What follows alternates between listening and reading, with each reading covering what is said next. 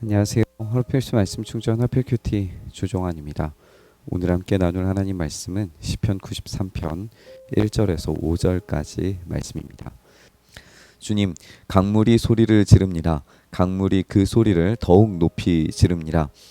강물이 미친 듯이 날뛰며 소리를 높이 지릅니다.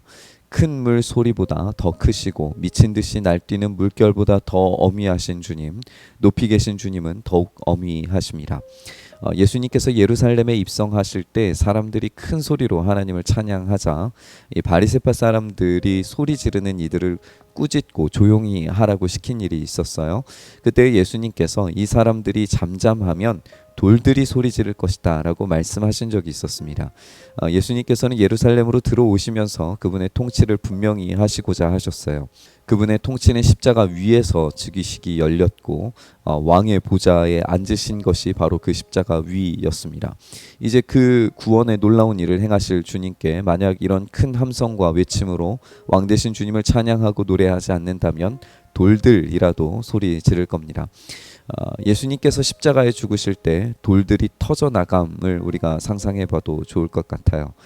조롱과 경멸과 불신을 일시에 잠잠케 하시는 위대한 능력의 외침이 그곳에서 이루어졌던 거죠. 이런 예수님을 찬양하는 일에 이 많은 물소리가 지금 표현되고 있는데 요한계시록 14장은 이 어린 양이 어디로 가든지 따라가는 자들의 소리를 이렇게 표현합니다. 14만 4천의 소리가 이 많은 물소리, 큰 천둥 소리 같다라고 그렇게 표현하고 있어요.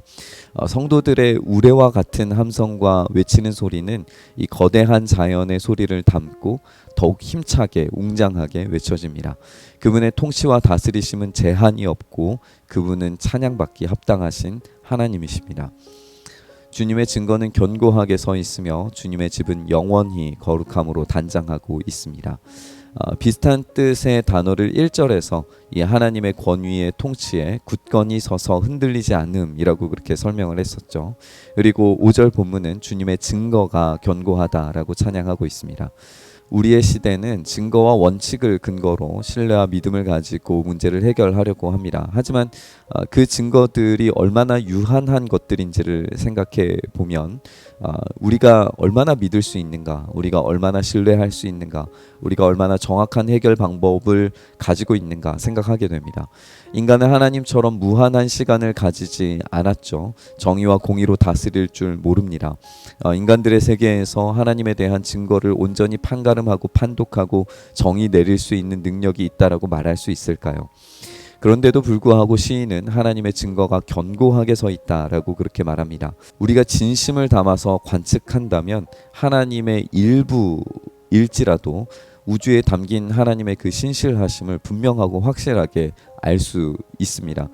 이 시의 주제로 좀 돌아와서 주님은 왕이시다라고 하는 이 단순한 고백을 우리가 깊이 나의 고백으로 체화시킬 수 있는지 한번 질문해 봤으면 좋겠습니다. 정의와 공의로 띠를 띠신 분께서 위엄과 존귀와 능력을 가지신 분으로서 이 찬양받기 이라는 사실에 입각해서 우리의 찬양과 경배를 올려드리고 있는가 우리 스스로 질문해 봤으면 좋겠습니다. 시간의 한계 속에 그리고 우리의 인지의 한계 속에서 살아가면서 하나님을 우리의 범주로 끌어들여서 우리에게 이런저런 유익을 가져다 줄 요술 방망이 따위로 하나님을 생각한다면 신성모독적일 겁니다. 그런데 우리가 그런 잘못을 얼마나 많이 하고 살아가는지 우리가 한번 생각해 봤으면 좋겠습니다. 오늘 본문 묵상하면서 영원부터 영원까지 이 시간을 초월해서 이전에도 지금도 앞으로도 그 정의와 사랑과 공평을 성실하게 집행하실 만군의 여호와 하나님을 찬양했으면 좋겠습니다. 정금 띠를 띠고 흔들리지 않는 치세와 다스리심으로 열방을 관리하시는 예수님께서 마침내 준비하시는 것이 영원히 거룩함으로 단장하고 있는 주님의 집이라는 사실을 우리가 기억해 봤으면 좋겠습니다. 그 영원한 집을 간절히 사모하면서 지금도 쉬지 않고 일하시는 우리 주님의 통치를 경험하기를 소망하면서 우리 묵상의 자리로 나아가시죠.